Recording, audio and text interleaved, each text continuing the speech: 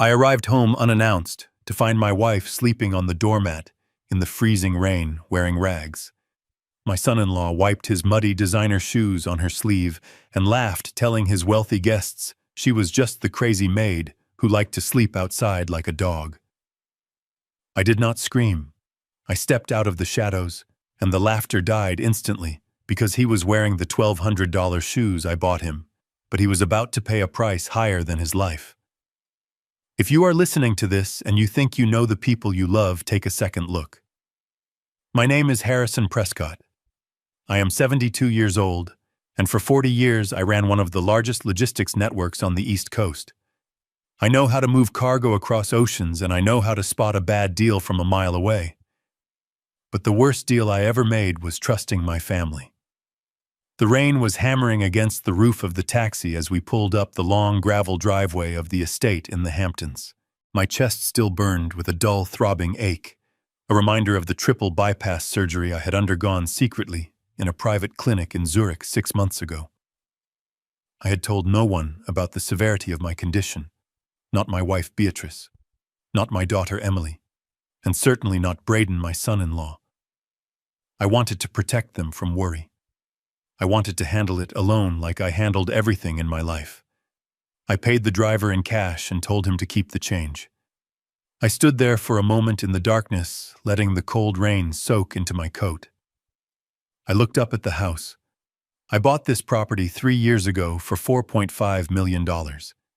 It was a gift for Emily, but mostly it was intended as a sanctuary for Beatrice and me in our twilight years. It was supposed to be quiet. It was supposed to be a home. But tonight, the windows were blazing with light. The bass from a sound system rattled the double oak front doors. Expensive cars lined the driveway like a showroom. Ferraris, Porsches, Bentleys. It looked like a nightclub, not a home. I felt a surge of irritation.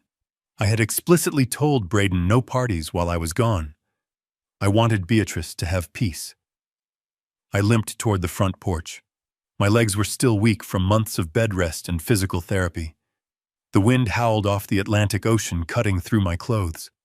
As I climbed the stone steps, I saw a bundle of something lying on the welcome mat right next to the door. At first I thought it was a pile of old laundry, or maybe a large dog bed that had been left out in the storm. I moved closer, squinting through the rain. The bundle moved. It shivered.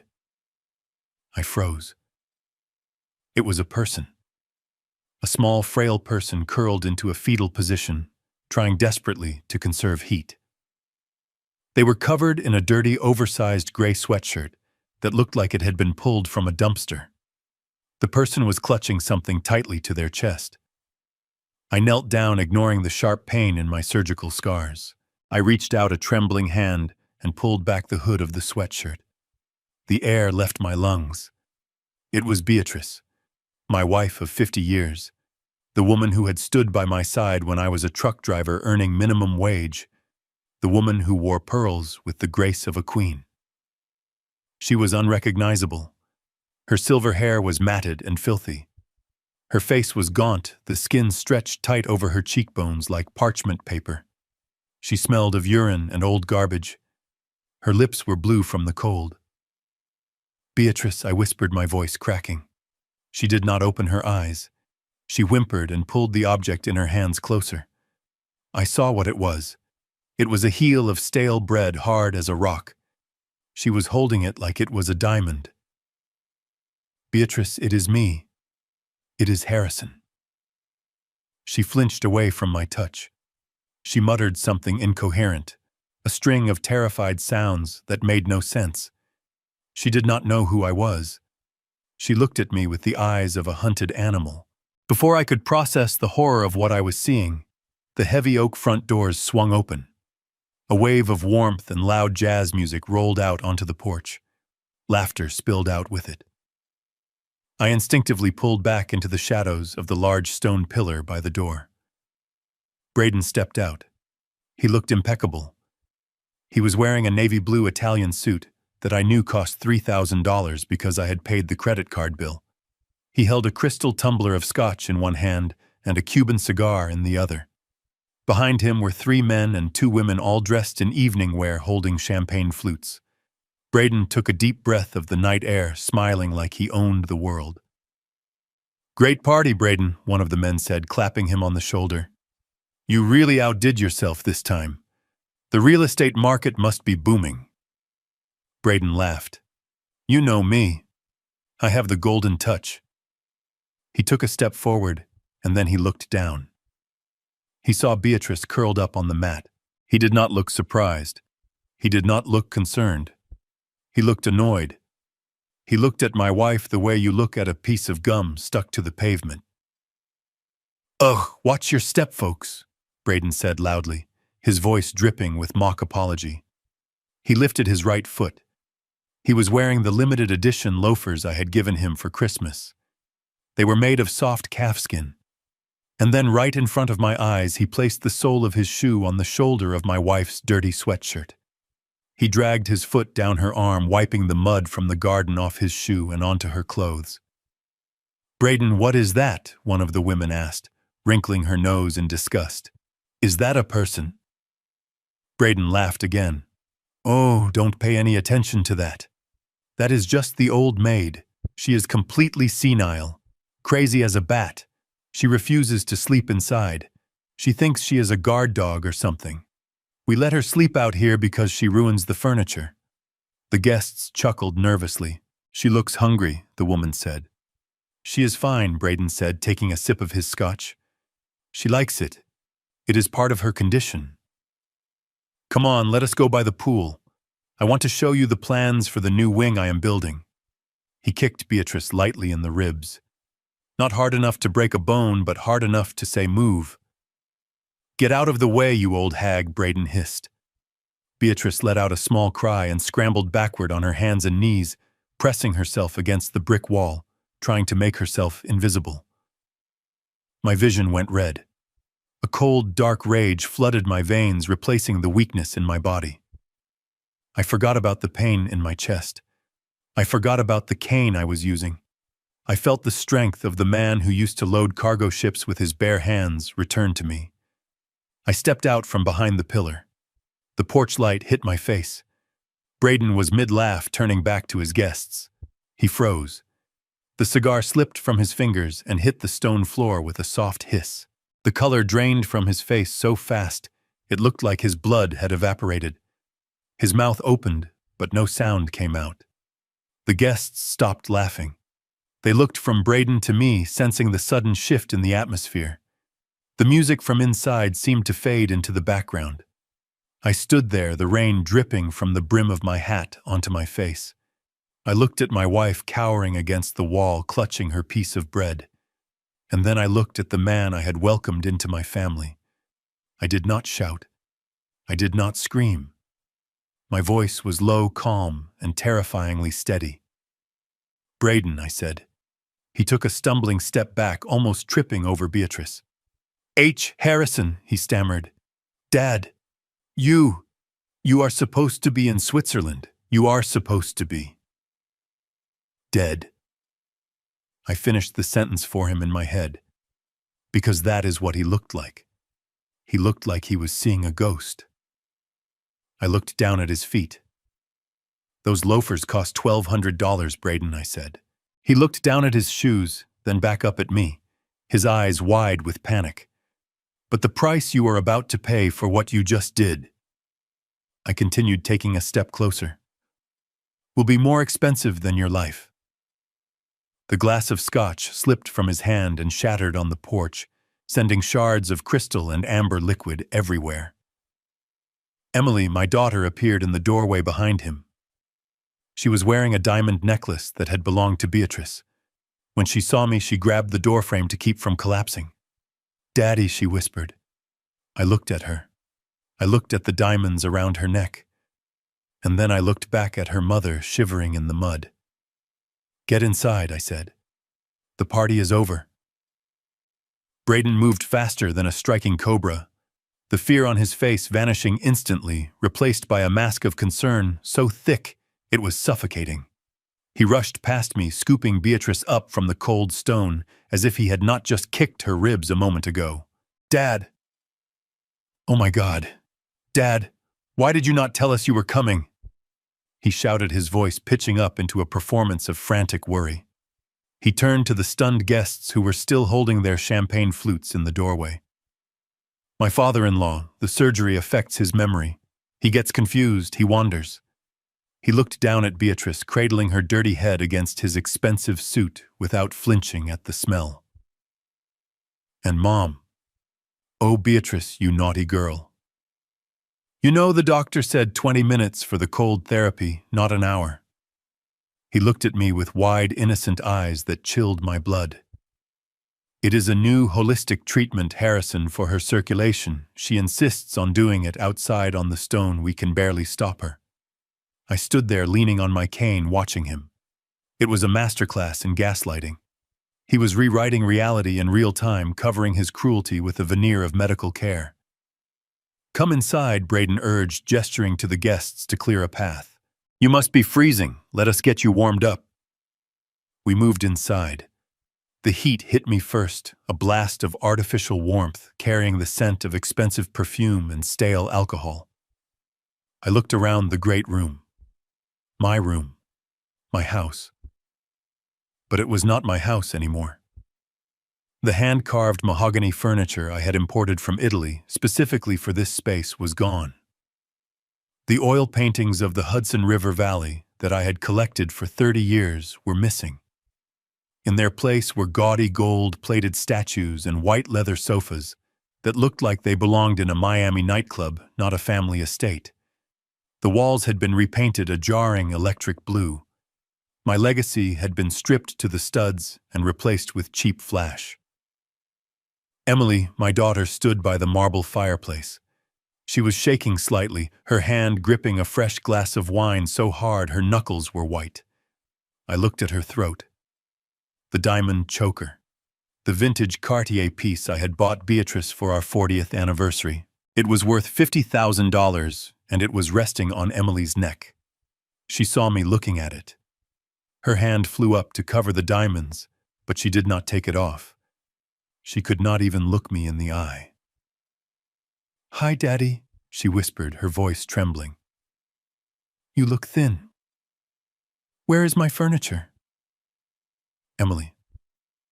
I asked, my voice calm, but inside I was screaming. "Where are your mother's doctors? Why does she look like a concentration camp survivor?" Braden interrupted before she could answer gently, depositing Beatrice onto one of the white sofas, where she curled up immediately, muddying the leather. "We redecorated. Dad modernized the place to increase the property value. You know how the market is. And the doctors, they are expensive frauds. We are treating her holistically now.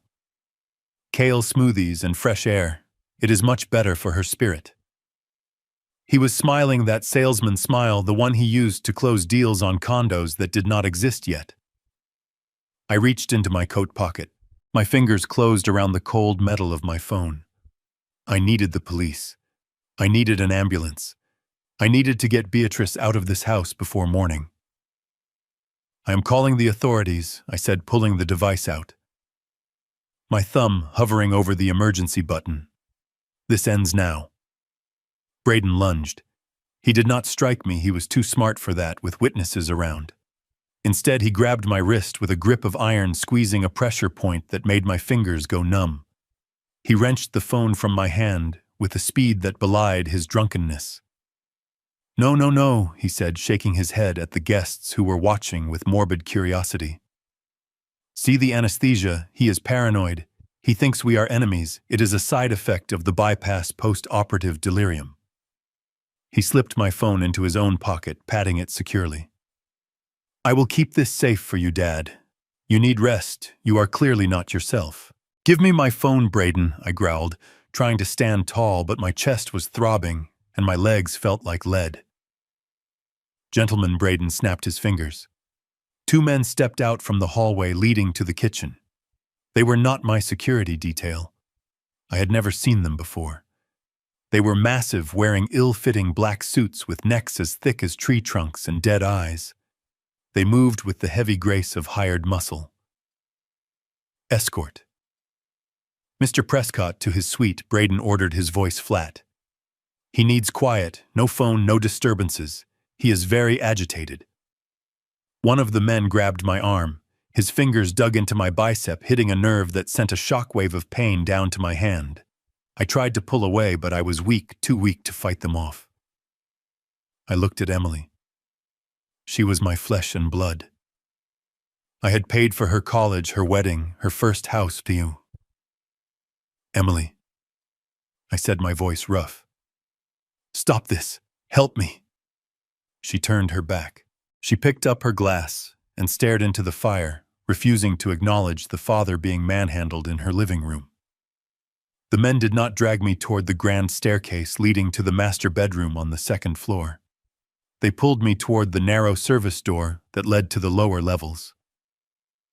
My room is upstairs, I said, digging my heels into the plush carpet.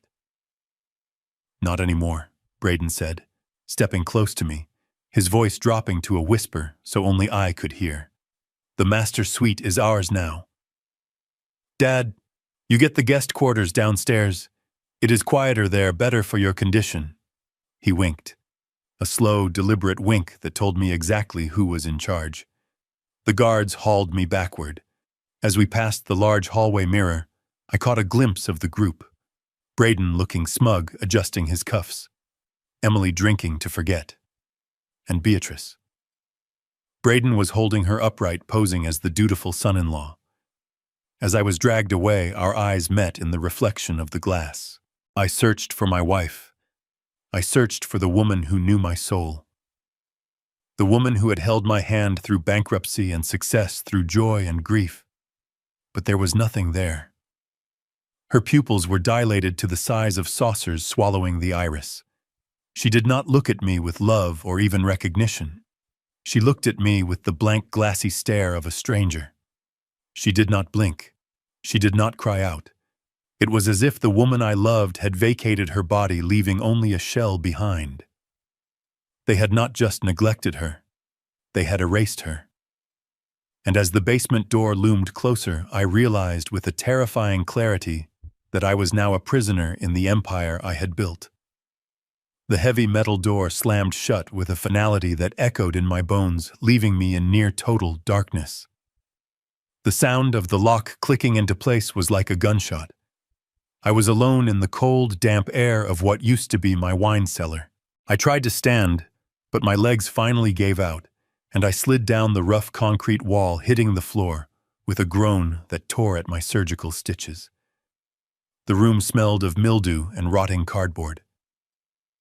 My eyes adjusted slowly to the gloom, illuminated only by a thin sliver of light, bleeding in from the gap beneath the door. This was not the climate-controlled sanctuary I had built to house vintage Bordeaux and rare scotches. The racks were gone. The temperature control system had been ripped out.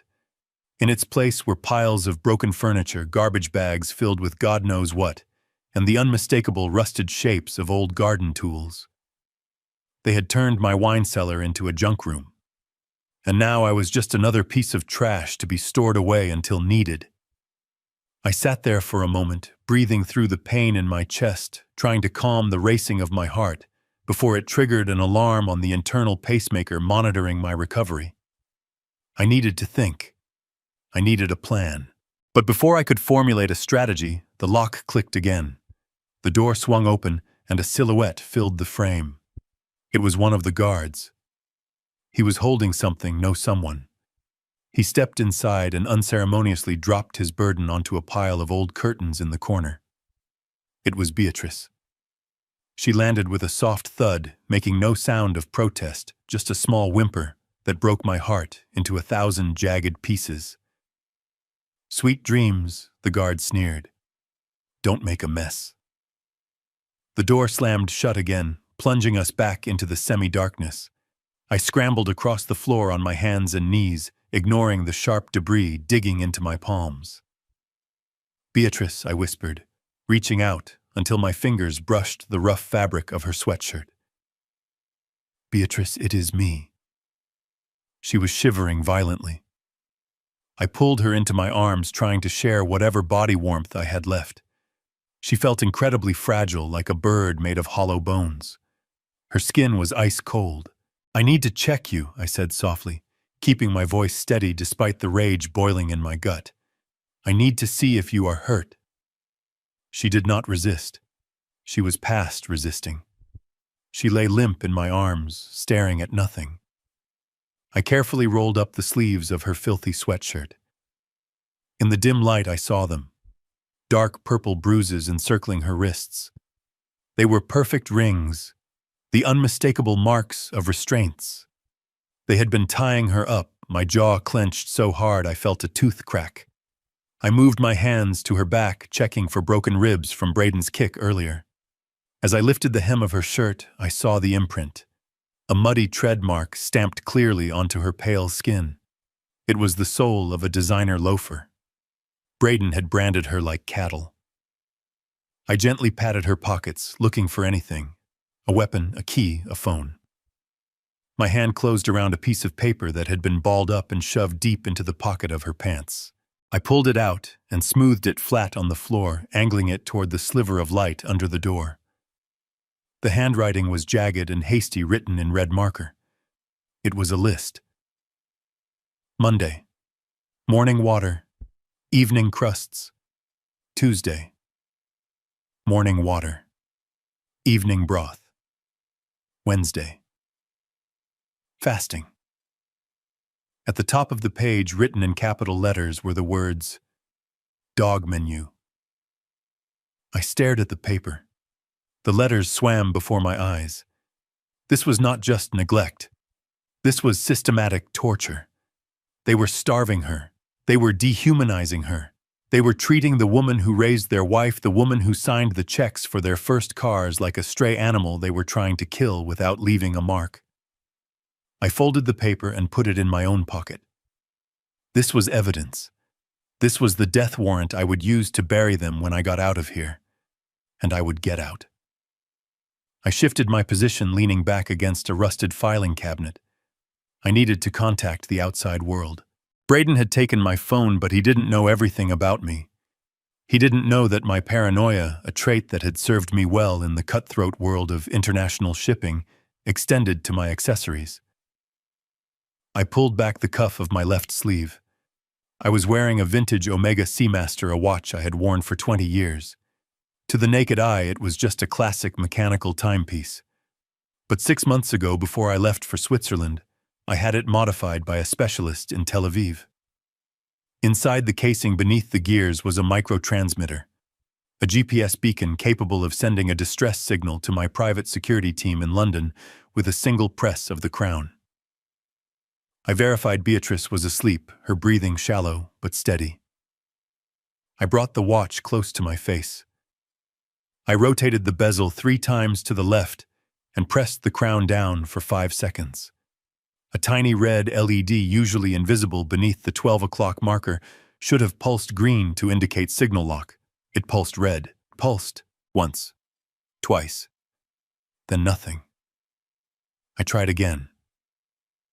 Red. My stomach dropped. No signal.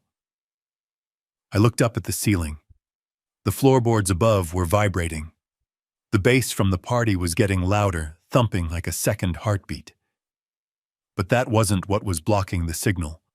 A simple floor wouldn't stop a military-grade transmitter. Jammers. Braden had installed signal jammers. He had turned this house into a black site. He knew exactly what he was doing. This wasn't just a greedy son-in-law seizing an opportunity. This was a calculated hostile takeover. He had isolated the house, blocked the communications, and secured the perimeter. He was running this like a prison. I lowered my wrist. Panic flared in my chest, hot and sharp. If the signal couldn't get out, no one knew I was here. My lawyer, Miss Kincaid, thought I was still in recovery in Zurich. My staff thought I was unreachable. I was a ghost. The music upstairs shifted. The heavy bass of the club music faded, replaced by the clinking of glasses and the murmur of a microphone feeding back. A speech. Someone was giving a speech. I looked around the room searching for a weakness. The door was solid steel reinforced. The walls were concrete foundation. But this was an old house built in the 20s. The ventilation system had been retrofitted decades ago. I spotted it in the corner near the ceiling, a metal grate covered in layers of dust and cobwebs. It was the intake vent for the old gravity furnace system. The ducts were metal and metal carried sound. I dragged a heavy wooden crate over to the corner, wincing as the effort pulled at my chest. I climbed up, balancing precariously. I pressed my ear against the cold metal of the grate. The sound was tinny and distorted, echoing down through the aluminum tubes, but I could hear it. "To the future!" Braden's voice boomed. It sounded like he was standing right above me. He must be in the library directly overhead. "To vision. To taking what is yours." Applause rippled through the ductwork. "And specifically," Braden continued, his voice dropping to a conversational tone that carried even better than his shouting, "to the deal of the century. Ladies and gentlemen, in my hand I hold the deed to the new commercial complex in Dubai, a project fully funded by the Prescott Family Trust." My blood ran cold. The Prescott Family Trust held the bulk of my liquid assets. Hundreds of millions of dollars intended for charitable foundations and family security. It required 2 signatures to access, mine and a witness. "But Braden," a woman's voice cut in. It was Emily. She sounded drunk, her words slurring slightly. "Daddy didn't sign the release. The bank won't release the funds without the biometric authorization." I pressed my ear harder against the grate, ignoring the rust flaking into my hair. "Don't worry about Daddy, babe," Braden said. I could hear the smirk in his voice. "Daddy is downstairs, taking a very long nap." There was a pause. The guests must have moved away, or the conversation had shifted to a more private corner because the background noise faded. "What do you mean, Braden?" Emily hissed. "You said we were just going to keep him quiet until the power of attorney kicked in." "The power of attorney takes too long," Braden replied. His voice was cold now, devoid of the charm he used for his investors. "And your father is tougher than he looks. Did you see him tonight? He's lucid. He's angry. If he gets to a phone, if he gets to that shark Kincaid, we are finished. We go to jail, Emily, for fraud, for elder abuse. Do you want to go to jail? Do you want to wear orange instead of Chanel?" "No," Emily whimpered. "No, please." "Then we have to accelerate the timeline," Braden said. "I have the papers ready. The do not resuscitate order. The transfer of assets due to medical incapacitation. I just need his thumbprint. And if he doesn't want to give it..." He paused. The silence in the vent was deafening. "If he doesn't give it," Emily asked, her voice barely a whisper. "Then we pull the plug," Braden said. "We say it was a heart complication. He just had triple bypass. It happens all the time. Old men die. Hearts fail. Who is going to question it? The doctor on my payroll certainly won't." I gripped the grate so hard my fingers turned white. He was planning to murder me. Tonight. "But he's my dad," Emily sobbed softly. "He's an obstacle, Emily," Braden snapped. "He's the only thing standing between us and $800 million. Now dry your eyes, go mingle. I'm going downstairs to have a little chat with him. I'm going to make him an offer he can't refuse." I heard the heavy thud of footsteps walking away from the vent, then the sound of a door opening and closing upstairs. He was coming. I climbed down from the crate, my heart hammering against my ribs like a trapped bird. I looked at Beatrice curled up on the pile of rags, oblivious to the fact that her husband was about to be executed. I had maybe 5 minutes. 5 minutes before Braden came through that door with his fake papers and his hired muscle. 5 minutes to turn this prison into a fortress or a weapon. I looked around the room with new eyes. I didn't see junk anymore. I saw assets. I saw opportunity. I saw a glass wine bottle heavy and thick collecting dust in the rack. I saw a coil of rusty wire. I saw the high-voltage junction box on the wall with its cover hanging loose. I was not a helpless old man. I was Harrison Prescott. I had fought Union's pirates and corporate raiders. If Braden wanted to pull the plug, he was going to get a shock he never expected. I grabbed the wine bottle and smashed the neck against the wall, creating a jagged glass shiv. Let him come. The sunlight felt like a physical blow when the guard hauled me up the basement stairs. My eyes burned as the sterile white light of the kitchen flooded my vision. I was shoved onto a hard stool at the island, my joints screaming in protest. A plastic container slid across the quartz countertop, stopping inches from my hand. Inside was a congealed mess of risotto and shrimp tails from last night's party. It smelled of stale wine and neglect. Beside it sat a glass of tap water. "Eat," the guard grunted, leaning against the refrigerator, already bored, scrolling through his phone. Across the island, Emily sat hunched over a steaming mug of coffee. She looked wretched. Her skin was sallow, her eyes bloodshot, likely nursing a hangover from the cheap champagne Braden had been pouring like water. She wore silk pajamas that I knew cost more than my first car, yet she looked like a prisoner in her own home. "Emily," I rasped my voice, barely a whisper. "Where is your mother?" She didn't look up. She stared into the black liquid in her mug. "She's in the garden. She likes the rain." Lies. They had left her out in the storm again. Rage flared in my chest, hot and sharp, but I pushed it down. I needed clarity. I needed an opening. Suddenly, Emily stood up, her hand flying to her mouth. She looked green. Without a word, she rushed toward the powder room down the hall, retching before she even cleared the doorway. She left her iPad Pro sitting on the counter. The screen was still glowing. I looked at the guard. He was laughing at something on his phone, completely checked out. This was it. I leaned forward, feigning a cough to cover the sound of the tablet sliding across the smooth stone. I pulled it close, shielding it with my body. My fingers hovered over the screen. Passcode. I didn't need to guess. Emily had used the same code since high school. 1990, her birth year. The device unlocked. I didn't go to email. I didn't check the news. I went straight to the browser and typed in the URL for Zurich Private Bank. My hands were trembling, not from fear, but from a focused, lethal adrenaline. I entered my username. The password was a string of alphanumeric characters based on the hull numbers of my first 3 cargo ships, a sequence I had memorized 20 years ago. The page loaded. The spinning wheel seemed to mock me for an eternity. Then the dashboard appeared. The air left my lungs.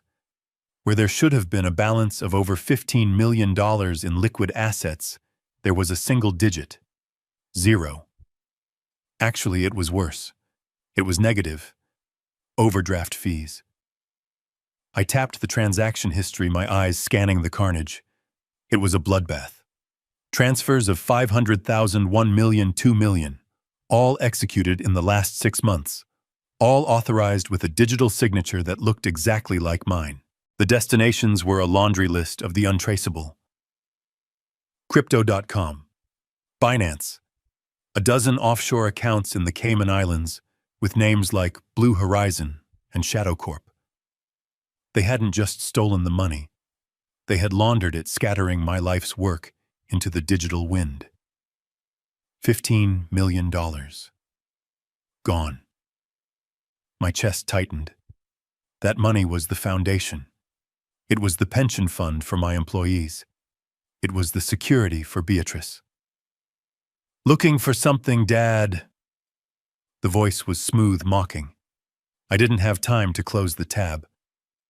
Braden walked into the kitchen, smelling of expensive cologne and arrogance. He looked fresh, rested, wearing a polo shirt that showed off his gym-sculpted arms. He walked right up to me and plucked the tablet from my hands, as easily as taking candy from a baby. "You shouldn't be looking at screens," he said, his voice dripping with faux concern. "The blue light is bad for your recovery. The doctor said you need mental rest. You stole $15 million. I said, my voice low, deadly steady. "You drained the accounts. You emptied the trust." Braden laughed. He walked to the coffee machine and poured himself a cup using my favorite mug. "Stole is such a harsh word, Harrison. I prefer reallocated. And besides, I didn't steal anything. You gave it to me." He reached into a leather portfolio sitting on the counter and pulled out a document. He slid it across the quartz. "Do you recognize this?" I looked down. It was a durable power of attorney. It granted Braden full legal authority over my finances, my medical decisions, and my assets. At the bottom was my signature. It wasn't a forgery. It was my handwriting, shaky, weak, but mine. "I remember." I whispered, the memory clawing its way through the fog of the past. "The night before the surgery, in the hotel, you said it was a hospital release form. You said they needed it just in case. And you signed it," Braden said, taking a sip of coffee. "You trusted me. And the best part? The incapacitation clause. It covers mental confusion, paranoia, post-operative delirium. All things you are currently suffering from according to the doctor on my payroll. Legally, Harrison, you are incompetent. I am not stealing from you. I am your guardian." He leaned in close, his smile vanishing. "I own you. I own your money. I own this house. You are just a guest here. A guest we can evict whenever we want." "You think you've won," I said, meeting his gaze. "But you moved too fast. The IRS flags transfers over $10,000. You moved millions. The paper trail will hang you. The accounts are in your name, Harrison." Braden countered, his eyes cold. "The transfers were authorized by your signature. If anyone goes to jail for tax evasion, it will be you. The senile old tycoon trying to hide his assets before he dies." He laughed again, a cruel, sharp sound. "But don't worry about the money, Dad. The money is the least of your problems. You should be more worried about your legacy." He reached into the portfolio again. This time he pulled out a newspaper. It was an old issue of the Wall Street Journal folded open to the business section. He tossed it onto the counter right on top of the cold risotto. "Read it," he commanded. I looked down. The headline screamed up at me in bold, black letters. My heart stopped. My company, the business I had built from a single truck into a global empire. The company that fed 5,000 families. CEO Braden Miller cites gross mismanagement by founder Harrison Prescott and hidden debts as the cause of the collapse. The subheadline read, "Assets to be liquidated." I felt the room spin. He hadn't just stolen my cash. He had burned my company to the ground. He had destroyed my name. "You killed it," I whispered. "You killed my company." "I stripped it," Braden corrected. "I sold the ships. I sold the warehouses. I liquidated everything that wasn't nailed down and funneled it into new ventures.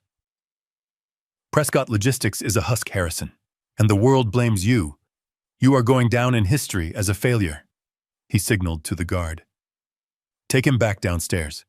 He looks like he's lost his appetite."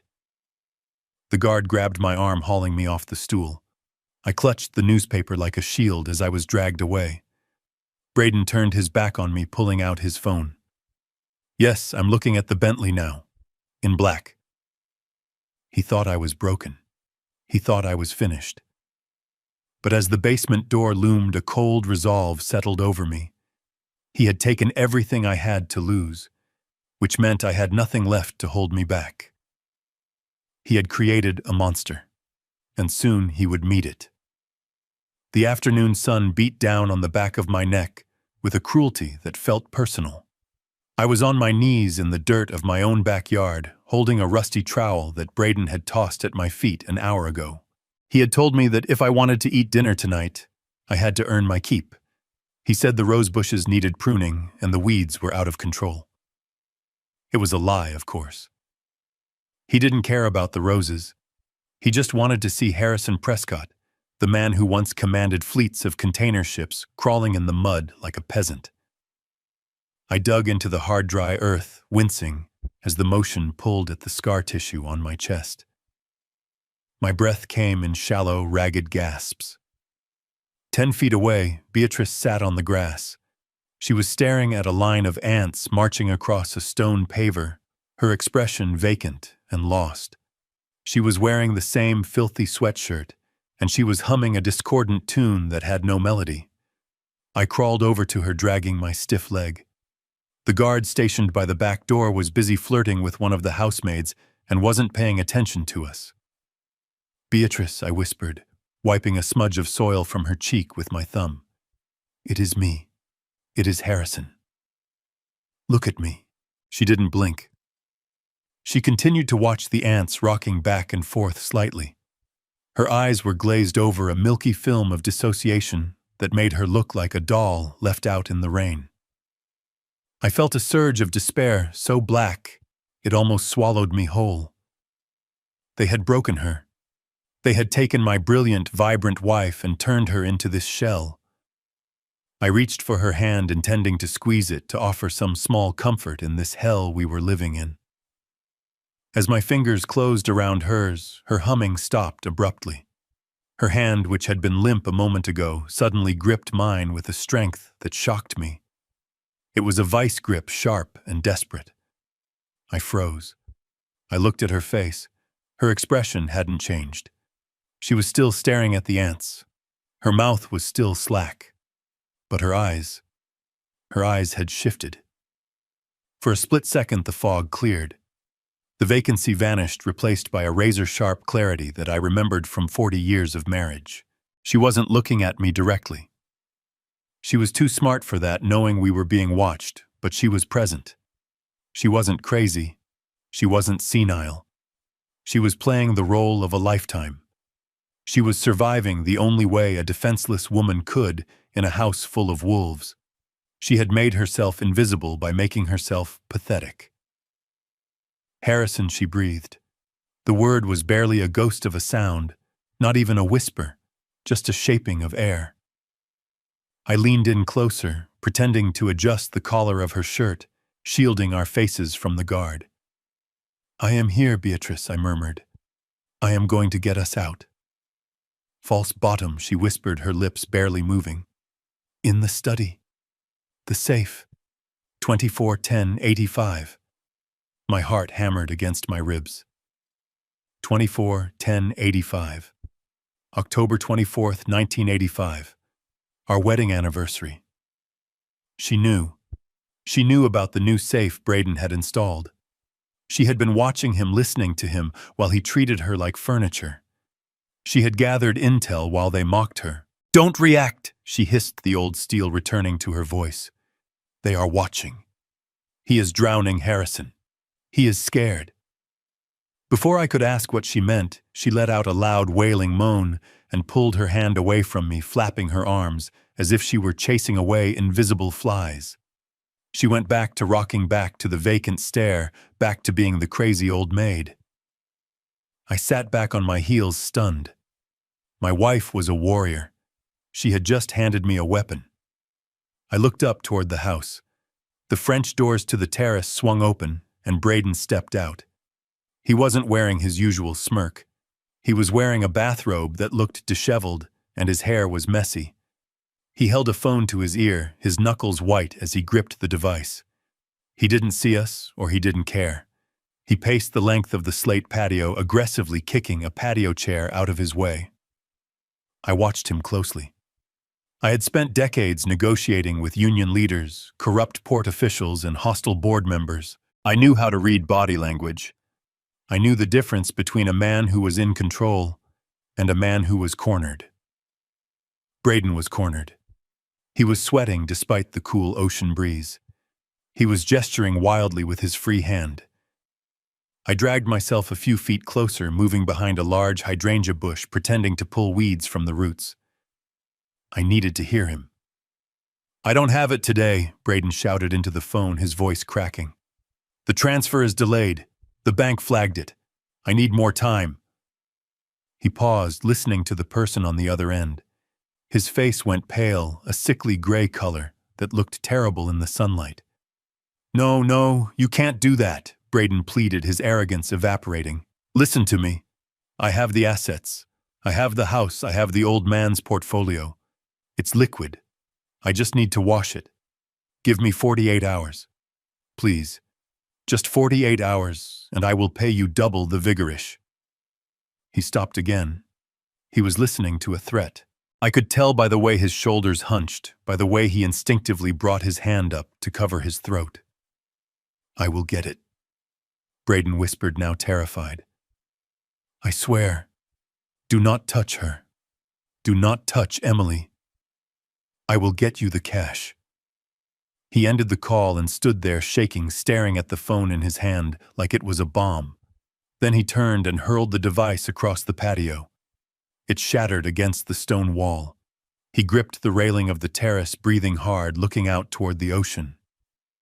I stayed hidden behind the hydrangea, my mind racing. I began to do the math. The terrible, ruthless math of the criminal underworld. I had seen the accounts. Braden had drained $15 million of liquid cash. He had liquidated the company assets for probably another 20 or 30 million. He had access to a fortune. A man with $40 million at his disposal doesn't beg for 48 hours. A man with that kind of cash doesn't scream about paying double the interest. Soon. A man who has successfully stolen an empire doesn't look like he is about to vomit from fear. Unless the money was already gone. All of it.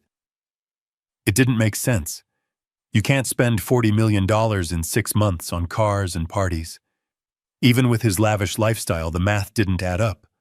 Unless he wasn't spending it. Unless he was paying for a mistake. Crypto.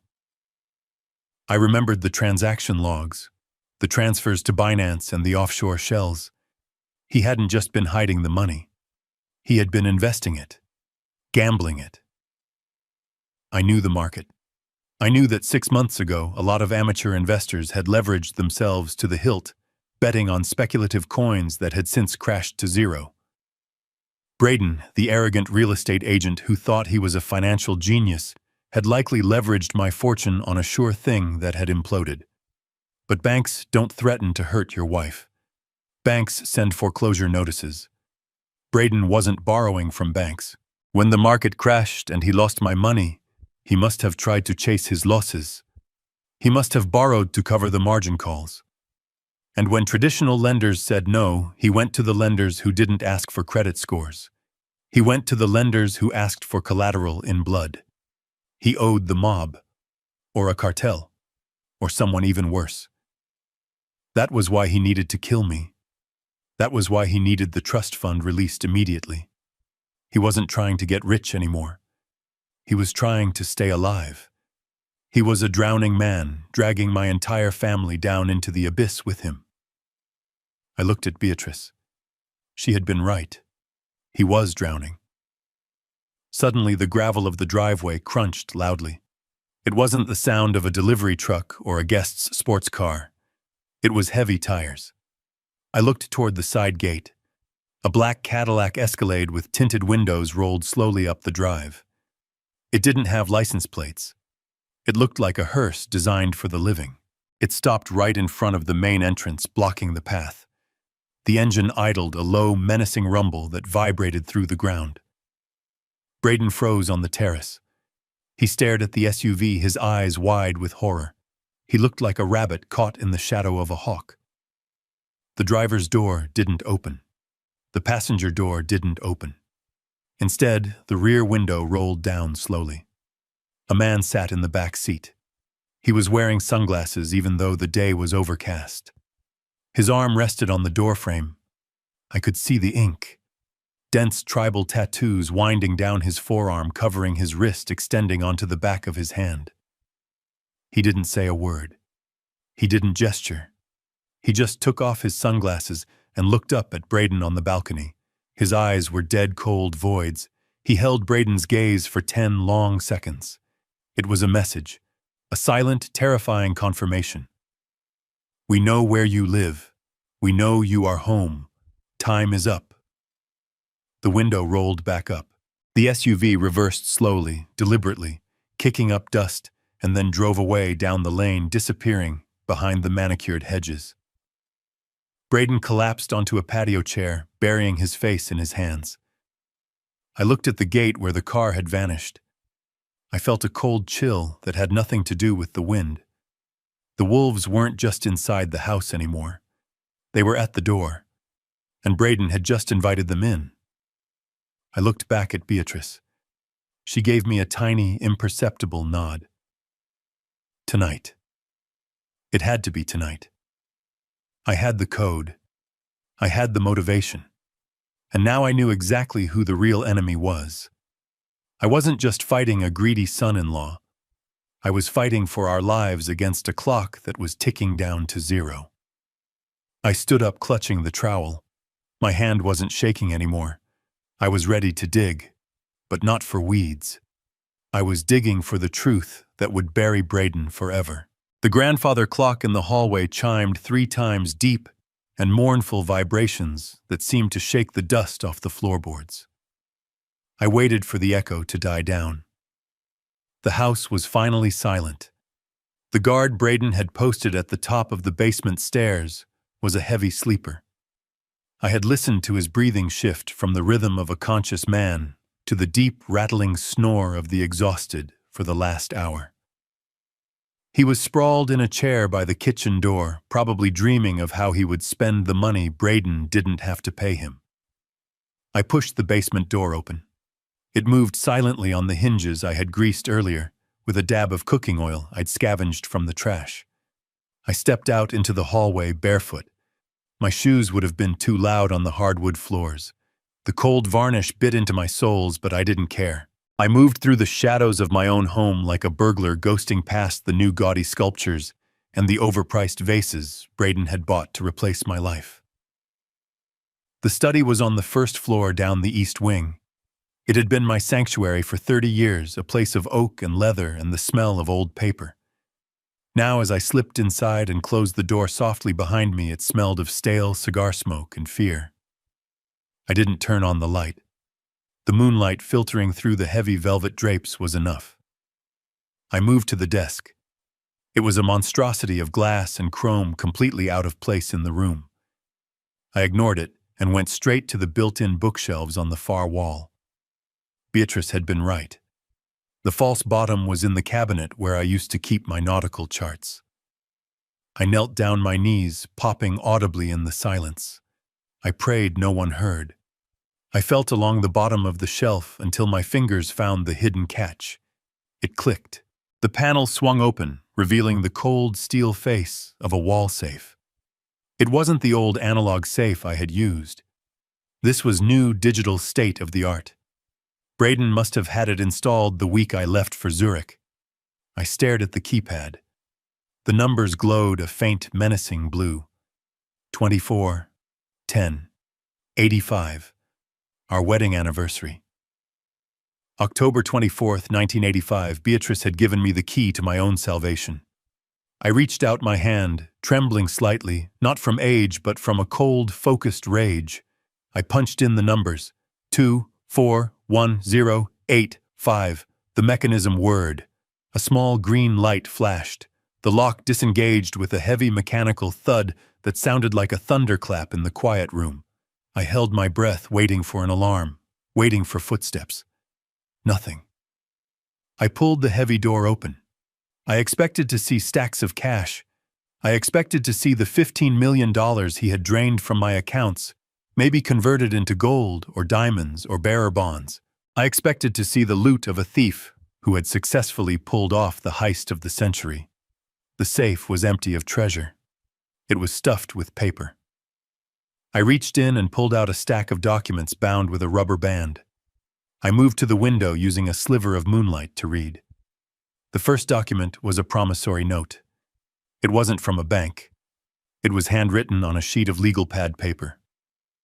I, Braden Miller, acknowledge a debt of $4 million to the Emerald Syndicate.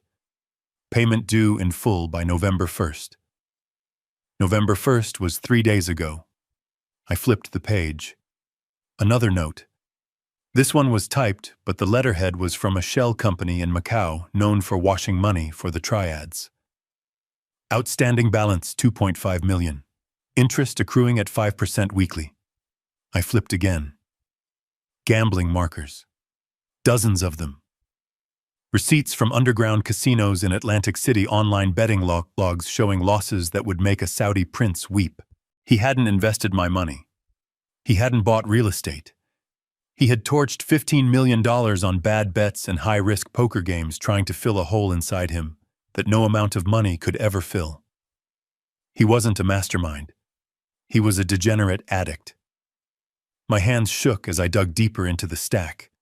At the bottom, I found a manila folder labeled Medical, Harrison. I opened it. Inside was a psychiatric evaluation.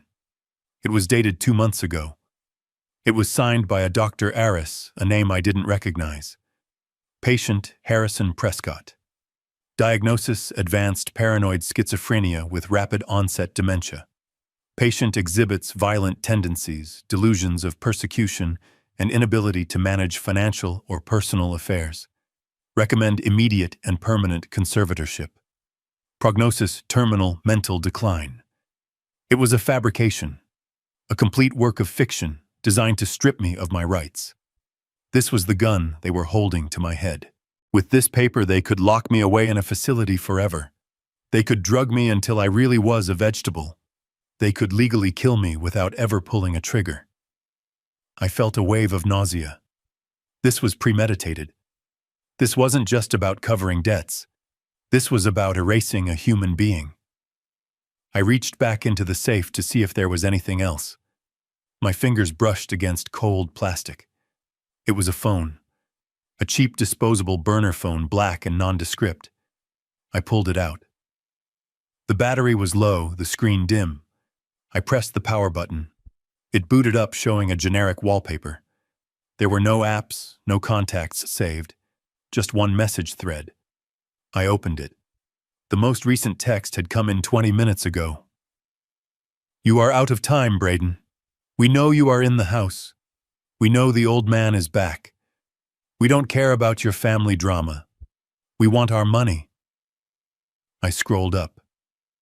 Please, I need another day. Just one day. I have the assets locked down, Braden had replied 3 hours ago. The response from the unknown number was chilling in its simplicity. You have 24 hours. Send the coin, or we send a courier for your wife's finger. The left one, with the ring. I stared at the glowing screen. The air in the room seemed to drop 10 degrees. They weren't coming for Braden. They were coming for Emily. He had used his own wife, my daughter, as collateral for his gambling debts. He had put a price on her head to buy himself time. This was the leverage. This was the truth that would shatter the lies he had spun for her. Emily thought he was a stressed businessman protecting the family fortune. She didn't know he had sold her safety to butchers. I slipped the phone into my pocket. This was it. This was the smoking gun. With this, I could destroy him. I could show Emily exactly who she was sleeping next to. I grabbed the medical file and the debt notes, shoving them into the waistband of my trousers beneath my shirt. I had to get back to the basement. I had to hide this. I turned to leave. Click. The sound of the door latch lifting froze me in place. The library door creaked open. A shaft of light from the hallway cut across the room, blinding me for a second. A figure stood in the doorway, silhouetted against the light. It was Emily. She was wearing a silk robe, her hair loose around her shoulders. Her face was pale, her eyes wide and dark with insomnia. But it wasn't her presence that stopped my heart. It was what she was holding. In her right hand, gripped tight enough to turn her knuckles white, was a paring knife. A sharp 4-inch blade she must have taken from the wet bar. She stepped into the room, kicking the door shut behind her, with her heel plunging us back into the semi-darkness. "Daddy," she whispered. Her voice was trembling, fragile as glass. I stood still, my hands raised slowly. "Emily," I said softly. "It is me. Put the knife down." She didn't lower it. She raised it, pointing the tip at my chest. She looked terrifying. She looked broken. Braden said you would try to escape, she said, tears spilling from her eyes. He said you were having an episode. He said you might get violent. He said I had to protect the family. She took a step closer, the knife wavering in the air between us. Emily, look at me, I said, keeping my voice level, fighting the urge to rush her. Look at your father. Do I look crazy to you? Or do I look like a man who just found out his son-in-law sold you to the mob? She blinked, confusion warring with the fear in her eyes. What? I slowly reached into my pocket and pulled out the burner phone. I am not the one you need to protect yourself from, Emily, I said, holding the phone out to her like an offering. Read this. She hesitated, the knife still pointed at my heart. Read it. I commanded, my voice sharpening with the authority I hadn't used in years. Read what your husband thinks you are worth. She reached out with her free hand, her eyes never leaving my face, and took the phone. She looked down at the screen. I watched her face as she read the message. I watched the moment her world ended. The paring knife clattered to the hardwood floor with a sound that seemed deafening in the silence of the library. It bounced once, spinning on its handle before coming to rest against the leg of the heavy oak desk. Emily did not look at it. She did not look at me. Her eyes were locked on the small, glowing screen of the burner phone in her hand. I watched the blood drain from her face. It started at her lips, turning them a pale, ghostly gray, and spread upward until she looked like a wax statue. Her breathing hitched, catching in her throat, like she had forgotten how to inhale. She read the message once. Then she read it again. I could see her eyes darting back and forth, scanning the brutal words that reduced her existence to a bargaining chip. A finger. The left one with the ring. She let out a sound that was half sob and half retch. Her knees buckled, and she slid down the front of the desk, collapsing onto the Persian rug in a heap of silk and misery. The phone slipped from her fingers and landed on the carpet. I did not move to comfort her. Not yet. The time for coddling was over. Coddling was what had gotten us here. I needed her to break completely so I could rebuild her into something stronger. He does not love you, Emily, I said, my voice cold and hard, cutting through her sobbing. He does not even see you. To him, you are not a wife. You are not a partner. You are a shield. You are a piece of meat he is throwing to the wolves to buy himself another 24 hours of life. She shook her head violently, her hands covering her ears, as if she could block out the truth. No, she moaned. No, he is stressed. He is in trouble, but he wouldn't. He wouldn't let them hurt me. He already has, I countered, stepping closer, looming over her. He drained $15 million from my accounts in 6 months. Do you know where that money went? It did not go into this house. It did not go into his failed real estate deals. It went into the digital void. Crypto. Gambling. High-risk loans. He burned through a fortune that took me 40 years to build, and he did it with a smile on his face while he poured you cheap champagne. I kicked the knife away, sending it sliding under the sofa. He is desperate, Emily. A desperate man has no loyalty. He has sold you. That text message is a receipt. You are the collateral for his bad bets. And when the sun comes up, if he does not have the money, they are coming for you. Not him. You. Emily looked up at me then. Her mascara was running down her cheeks in black streaks. Her face was twisted in a rictus of agony, but beneath the pain I saw something else. I saw shame. Deep, corroding shame. She didn't look surprised enough. The realization hit me like a physical blow. She knew. Not about the mob, not about the finger, but she knew he was no good. She had known for a long time. You knew, didn't you? I whispered, kneeling down so I was eye level with her.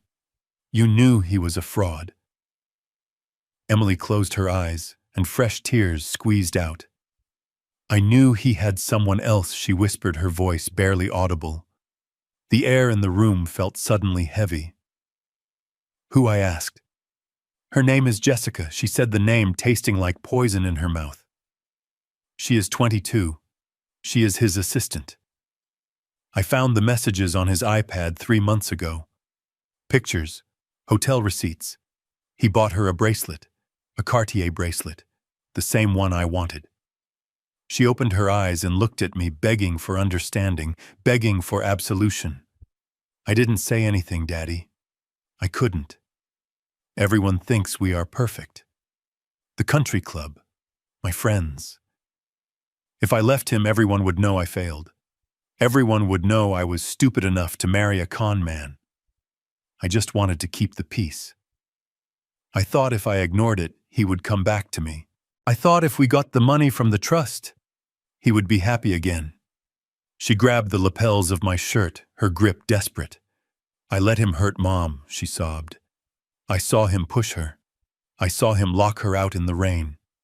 And I didn't stop him because I was afraid he would leave me for her, for the assistant. I sold my own mother for a man who wants to cut off my finger. Her confession hung in the air, ugly and raw. She had traded her dignity and her parents' safety for the illusion of a happy marriage. It was pathetic. It was infuriating. And it was exactly the kind of weakness Braden had exploited.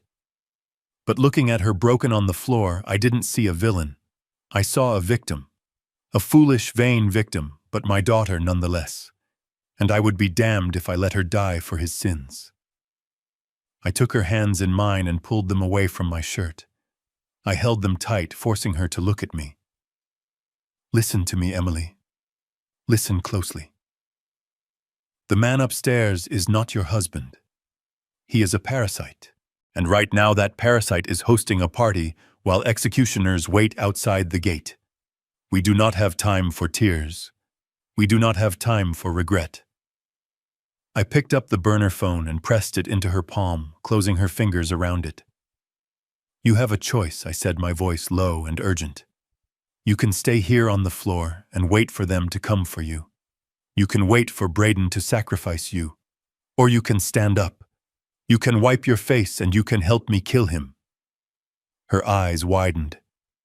Kill him. Not with a knife, I said, glancing at the weapon under the sofa. We are not savages. We are going to kill him with the one thing he fears more than death. We are going to kill him with the truth. We are going to strip him of every dollar, every lie, and every ounce of protection he thinks he has. We are going to leave him naked before the law and before the men he owes. I need you to do exactly what I say. Can you do that? She took a shuddering breath. She looked down at the phone, then at the door, then back at me. The trembling in her hands began to subside, replaced by a spark of anger. It was faint, but it was there. What do you need? She asked. I need to make a call, I said. Braden has jammed the signals in the house. My watch won't work. But this phone, I tapped the burner in her hand, this phone is his lifeline to the mob. He must have whitelisted it, or it is on a frequency the jammers don't block. I need to call Ms. Kincaid. I need to activate the Omega protocol. Emily nodded, wiping her face with the sleeve of her silk robe. Okay, make the call. No, I said. Not here. It is too quiet. If he checks the network logs, if he comes down, I need a distraction. I need you to go out there. I need you to be his wife one last time. I need you to keep him occupied for 10 minutes. Can you do that? Can you look at the man who sold you and smile? Emily stood up. She smoothed her robe. She adjusted her hair. She walked to the mirror in the corner and wiped the black streaks from her cheeks. When she turned back, she looked pale but composed. The mask was back in place, but this time she wasn't wearing it for him. She was wearing it for us. I can do it, she said. Her voice was cold.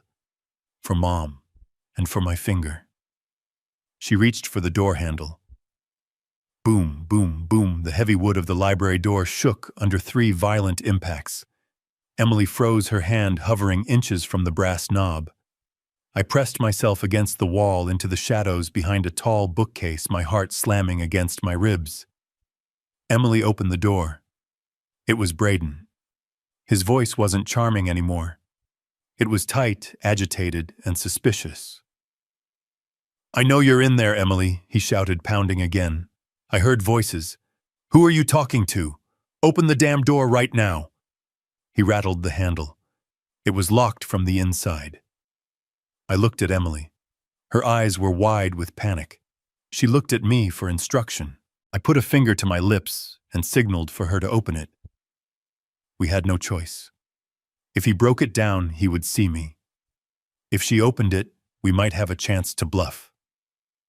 She took a deep breath. She pulled her shoulders back. She unlocked the latch. The door flew open. Braden stood there, filling the frame. He was sweating, his tie loosened, his eyes darting around the dark room. He looked past Emily, scanning the shadows. "Who is in here?" he demanded, pushing past her. I heard whispering. "Is it the old man? Did he get out?" He took a step toward the desk, toward where I was hiding. Emily stepped in front of him, blocking his path. "It was me, Braden," she said, her voice steady, loud enough to cover the sound of my breathing. I was talking to myself. I was practicing. Braden stopped and looked down at her, sneering. "Practicing what?" "Being crazy like your mother." "Practicing my toast," Emily said, lifting her chin. "For the investors. You said I had to make a speech about the Dubai project. I didn't want to embarrass you, so I came in here to rehearse." Braden stared at her, his eyes narrowing. He looked at her face, seeing the redness around her eyes. "You've been crying," he accused. "I'm stressed, Braden," she snapped.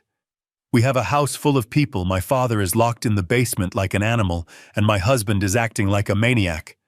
Of course I am crying, but I fixed my face. I am ready to go out there and lie for you. Again." She pushed past him, walking into the hallway. "Are you coming, or do you want to search the room for ghosts?" Braden hesitated. He looked back into the gloom of the library, his gaze lingering on the bookcase where I was pressed flat against the wall. Then he grunted and turned around. "Fine," he muttered. "But make it good. We need this money, Emily, or we are all dead." He followed her out, slamming the door behind him. I let out a breath I had been holding for a minute. My hands were shaking. That was too close. But she had done it. She had bought me time. I looked at the burner phone in my hand. It was time to make the call that would end Braden's life as he knew it. I dialed the number for Ms. Kincaid. It was 2 a.m. in London, but she would answer. She always answered. The line rang once, twice. "Hello?" The voice was crisp, alert, and sharp as a razor. "Miss Kincaid," I said. "This is Harrison Prescott. I am not dead, but I am currently in hell, and I need you to bring the cavalry." I stepped quickly into the small powder room attached to the library and engaged the heavy brass lock. My heart was pounding against my ribs, a frantic rhythm that felt dangerous given my condition, but I pushed the pain away. I pressed the cheap burner phone to my ear. "Mr. Prescott." The voice on the other end was breathless, stripped of its usual cool, professional detachment. "Is that really you?" The biometric voice print confirms a match, but... My God. We thought you were dead. I leaned against the marble sink, staring at my gaunt reflection in the mirror. "Dead," I repeated, my voice raspy. "Is that what he told you?" "We received a death certificate 3 days ago," Kincaid said, her words coming fast, clipped with shock and fury. "Issued by a coroner in Zurich. Cause of death was listed as post-surgical cardiac arrest. Braden sent it to the firm. He demanded the immediate release of the Prescott Family Trust and the transfer of all liquid assets to his account as the sole executor of your estate." I closed my eyes.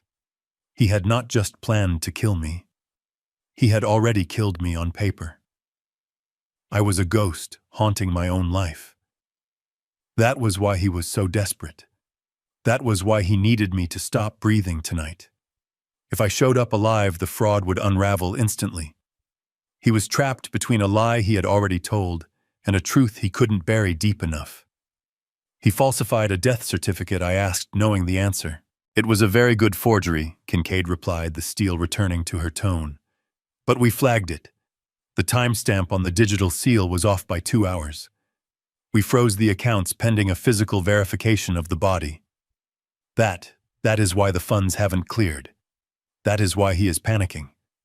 We told him the bank needed 48 hours to process the claim. We were stalling Harrison. But we didn't know you were in the house. We thought you were missing. We have investigators sweeping Zurich right now looking for your remains. He has me trapped in the Hamptons estate, I said, keeping my voice low. He has signal jammers. He has guards. And he has a debt. I paused, taking a deep breath. He owes $8 million to the Emerald Syndicate, I said. He used my daughter as collateral. If he doesn't pay by sunrise, they are going to hurt her. There was a silence on the line, a cold, calculating silence that I knew well. Ms. Kincaid was not just a lawyer. She was a fixer. She was the person I called when unions threatened to shut down ports, or when pirates seized a cargo ship off the Horn of Africa. She didn't panic. She strategized. I can have a tactical team on the ground in 40 minutes, she said. We can breach the perimeter. We can extract you and Emily. We can have Braden in custody within the hour. No, I said sharply. No police. Not yet. Harrison, he is dangerous, Kincaid argued. He has already forged your death. He is desperate. If you send in the police or a tactical team now, he might do something stupid, I said.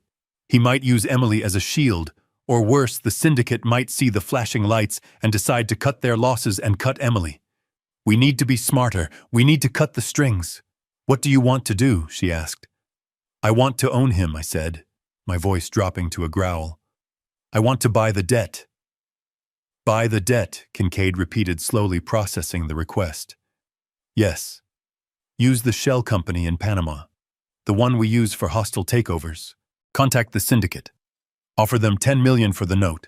Cash. Immediate transfer. Tell them they walk away with a profit and no blood on their hands. Tell them the debt is now owned by the Pegasus Group. You want to become his creditor, she realized. I want to be the one holding the leash, I confirmed.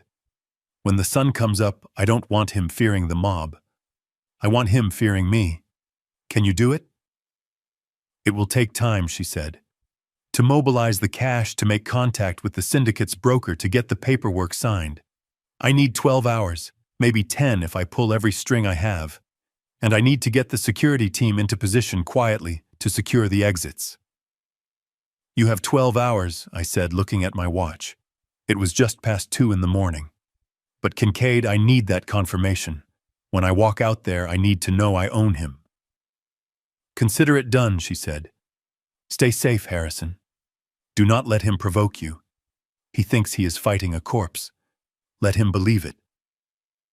I ended the call. I took the SIM card out of the burner phone and flushed it down the toilet. I hid the phone itself in the water tank. I washed my face with cold water, trying to scrub away the exhaustion and the fear. I straightened my spine.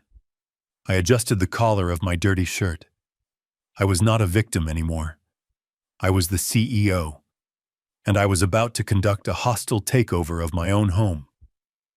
I unlocked the bathroom door and stepped back into the library. The room was empty. Emily was gone. She was out there performing the role of her life, buying me time. I walked to the hallway door. I could hear the party still raging in the main hall, but the energy had changed.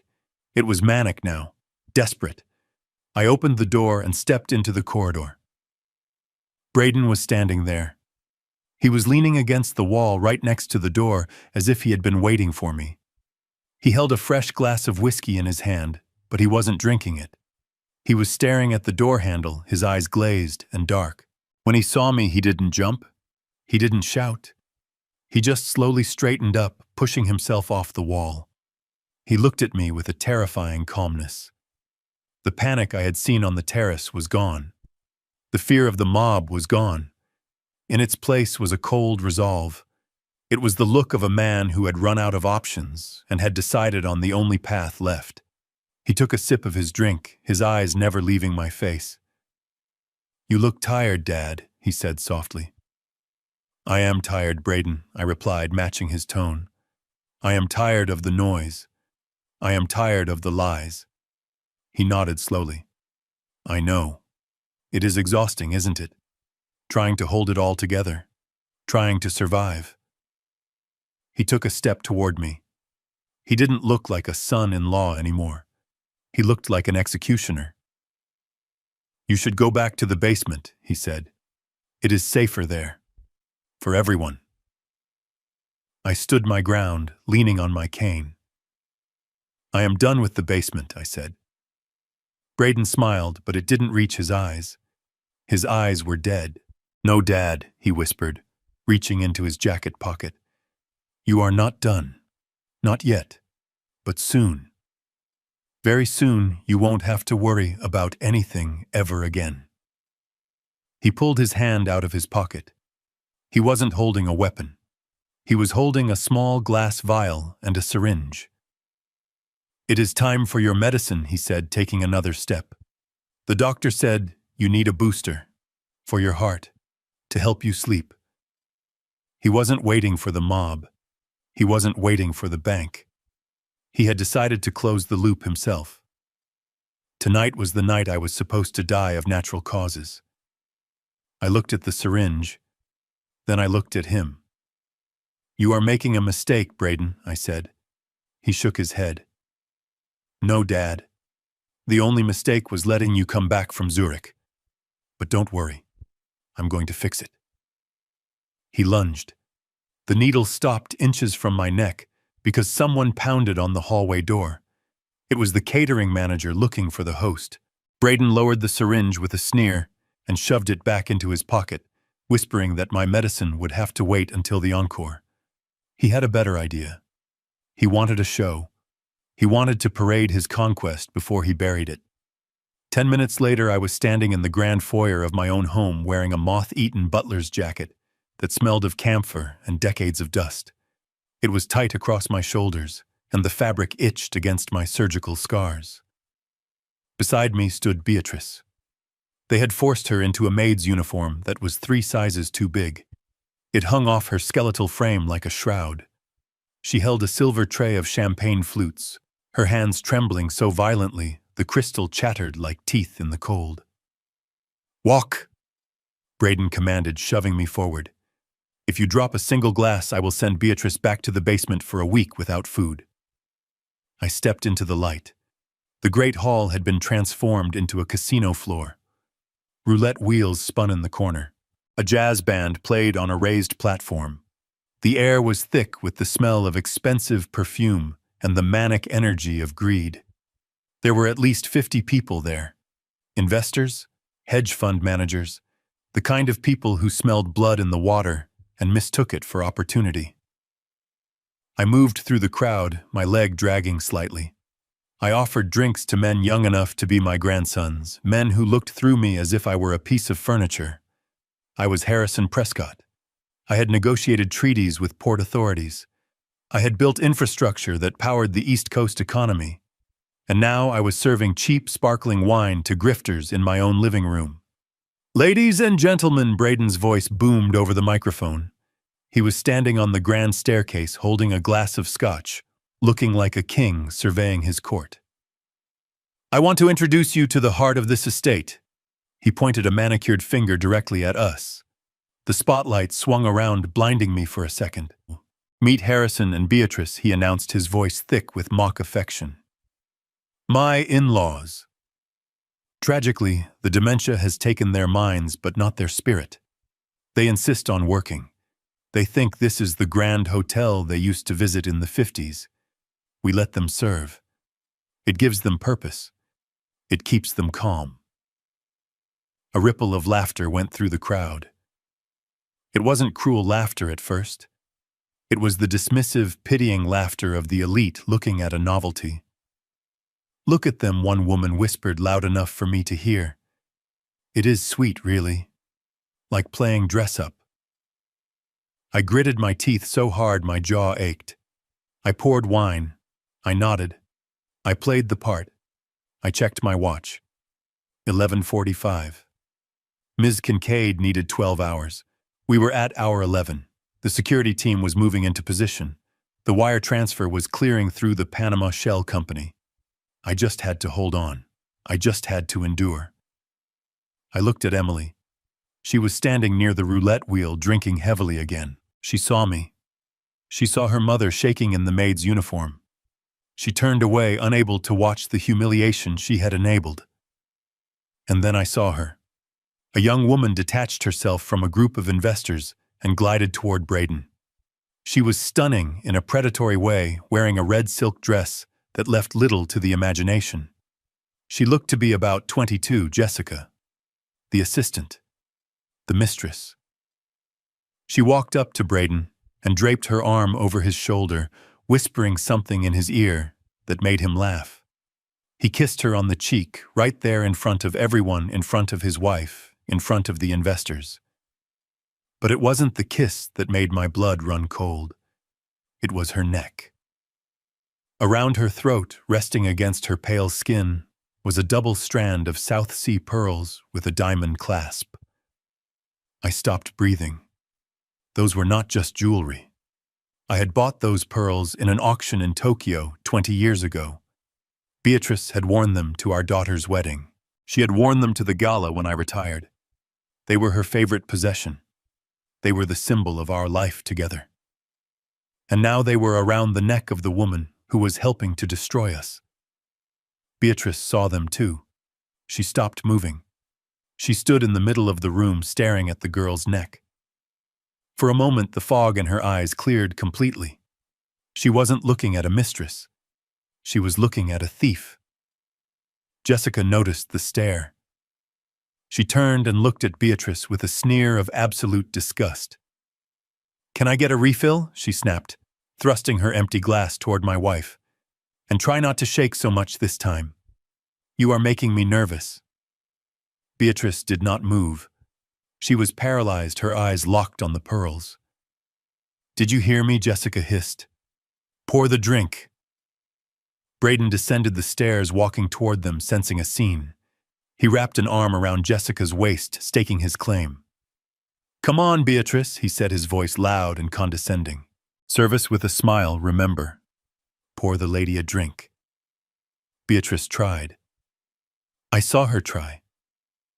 She lifted the heavy silver pitcher, but her eyes were full of tears, and her arms were weak from months of malnutrition. Her hand spasmed. The pitcher tipped.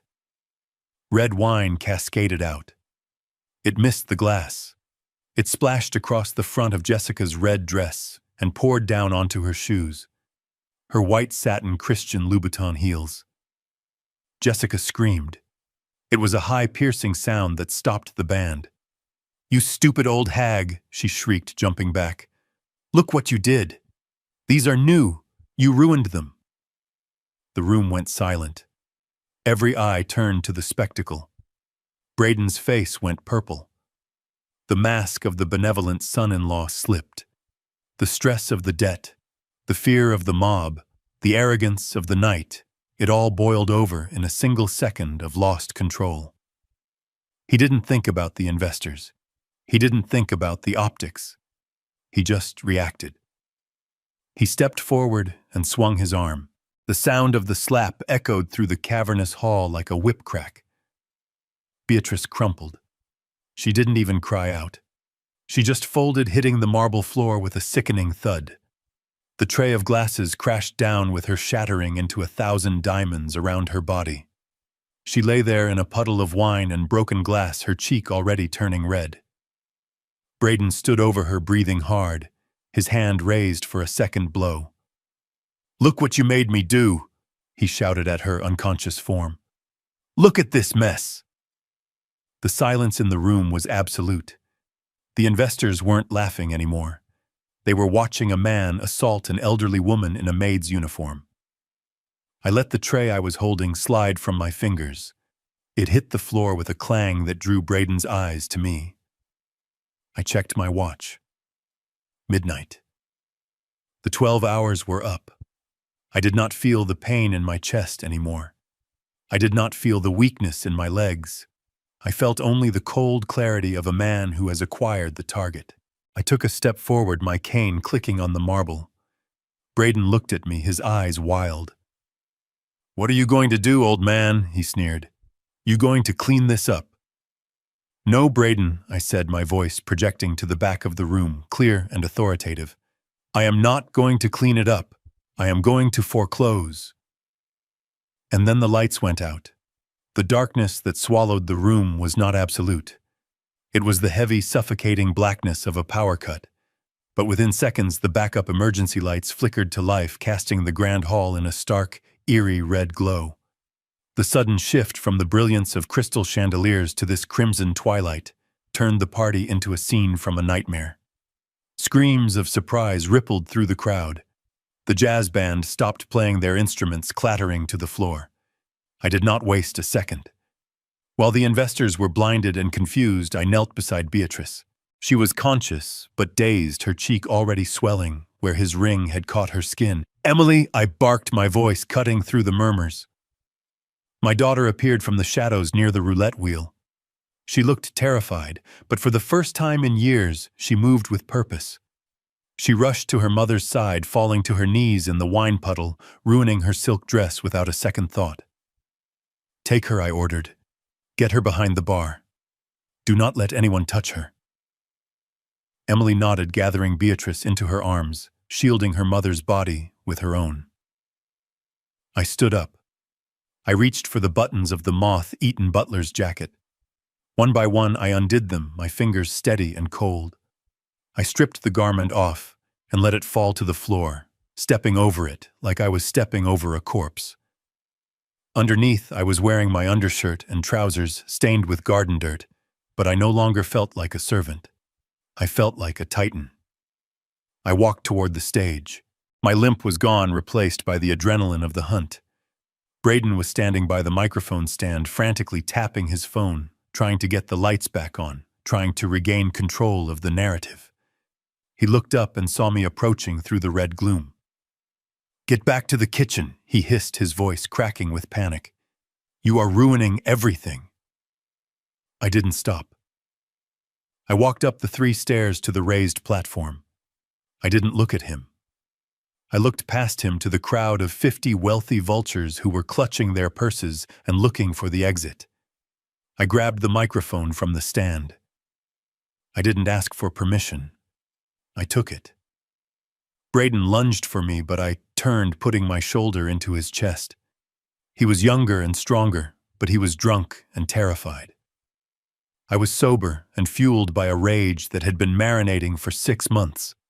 He stumbled back, tripping over a monitor wedge and falling hard onto his backside. I tapped the microphone.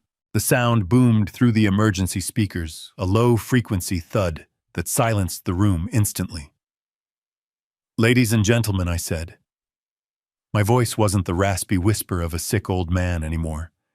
It was the baritone that had commanded boardrooms in New York and London. It was the voice of the chairman. "Please do not leave yet. The entertainment is just beginning." A few people stopped near the doors. Curiosity is a powerful force, especially among the rich. You came here tonight to invest in a vision. I continued, my eyes scanning the room, picking out the faces of the men who had laughed at my wife. You came here to buy a piece of the future. Braden Miller told you he is building an empire. He told you he has the golden touch. I looked down at Braden, who was scrambling to his feet, his face a mask of pure hatred. "But I am here to tell you that you are not investing in a vision. You are investing in a corpse." "What are you talking about?" someone shouted from the back. "Who is this guy?" "I am Harrison Prescott," I answered, "founder of Prescott Logistics. And until 10 minutes ago, I was the ghost haunting this house." A murmur went through the crowd. They knew the name. Everyone in logistics knew the name. Braden lunged for me again. "Shut up," he screamed. "Shut him up, security!"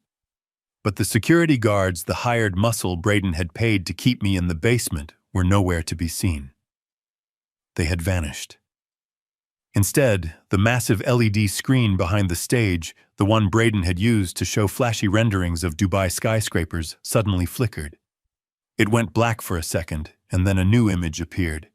It wasn't a building. It was a bank statement. The resolution was crystal clear. It showed the account header Braden Miller, personal holdings, and below it the balance -$4 million. The crowd gasped. "That is impossible," Braden shouted, looking at the screen in horror. "That is fake. He hacked it." I signaled to the control booth located on the balcony, where I knew Ms. Kincaid's team had physically infiltrated moments ago. "Next slide," I said into the mic. The screen changed. It showed a video file. It was grainy black and white footage from a security camera. The timestamp was from 2 days ago. It showed the kitchen of this very house. In the video, Braden was standing over Beatrice. She was eating soup at the counter. Braden grabbed the bowl and threw it against the wall. He grabbed her by the hair and shoved her face onto the counter, screaming at her. The audio was clear, crisp, and damning. "You useless old leech. Why don't you just die? I need the money. Die already." The silence in the grand hall was absolute. It was the silence of a tomb. The women who had laughed at Beatrice earlier covered their mouths, their eyes wide with shock. The investors looked at Braden with a mixture of disgust and fear. "That is not me," Braden stammered, backing away from the screen, his hands raised defensively. "That is a deepfake. AI. He is using AI to frame me." I ignored him. "Next slide," I commanded. The screen shifted again. This time it showed a series of text messages. The same messages I had read on the burner phone in the library. "Emerald Syndicate. You have 24 hours. Braden. I will get the money. Use her finger. Send it to the old man if you have to." Emily let out a wail from behind the bar, a sound of pure heartbreak that echoed through the room. The guests turned to look at her, then back at Braden. They weren't looking at a businessman anymore. They were looking at a monster. "You sold your wife," I said, my voice dropping to a dangerous low register. "You sold my daughter to butchers to cover your bad bets on Dogecoin." Braden was shaking his head violently, sweat pouring down his face. No, it was just a stall tactic. I wasn't going to let them do it. I just needed time." "Time is up, Braden," I said. I looked at the crowd. "This man does not own this house," I announced. "He does not own the land in Dubai. He does not own the shoes on his feet. He funded this party with stolen money. Money he embezzled from a dying woman and a man he declared dead." I pointed at the screen one last time. "And this is the most important document of all." The screen changed to a legal contract. It was fresh, dated today, stamped with the seal of the Panama Chamber of Commerce. It was a debt assignment agreement. It listed the debtor Braden Miller. It listed the original creditor, the Emerald Syndicate. And it listed the new creditor, the Pegasus Group. Braden stared at the document. He squinted, reading the fine print. Then his eyes widened until I thought they might pop out of his skull. "You," he whispered. "You bought it." I smiled. It was a cold, wolfish smile. "I bought your debt, Braden. All 8 million of it plus interest. I paid cash." The syndicate was very happy to sell. They don't like messy complications. They prefer clean exits. I stepped closer to him, looming over him on the stage. "That means you don't owe the mob anymore. You don't have to worry about them coming for Emily's finger. You have to worry about me. I am your bank now. I am your landlord. I am the owner of every breath you take from this moment forward, and I am calling the loan due immediately." I didn't stop there. I signaled to the booth again. A new document appeared on the screen, magnified so every person in the room, could read the fine print. It was a promissory note signed in blood, metaphorically perhaps, but the ink was as binding as iron chains. "Look closer," I commanded, my voice echoing off the vaulted ceiling. "This isn't just a loan, Braden. This is a death warrant you signed with your own greed." The document detailed the collateral. Not just money, not just property. It listed personal assets and family members as security against default. The room gasped collectively. The wealthy elite, so used to sanitized contracts and hidden clauses, were staring at the raw brutality of the underworld laid bare. "You didn't just borrow money," I continued, stepping closer to the edge of the stage, looking down at him like a god judging a mortal. "You leveraged your own flesh and blood. You put a price tag on your wife's safety. You gambled with her life like it was a chip on a roulette table." Emily, still sobbing behind the bar, let out a wretched cry that pierced the silence. "You said it was for the business," she screamed, her voice breaking. "You said it was investment capital. He lied," I said, simply turning my gaze back to Braden. "Just like he lied about the Dubai project. Just like he lied about my death. Just like he lied to every single person in this room." Braden was shaking now, a visible tremor running through his body.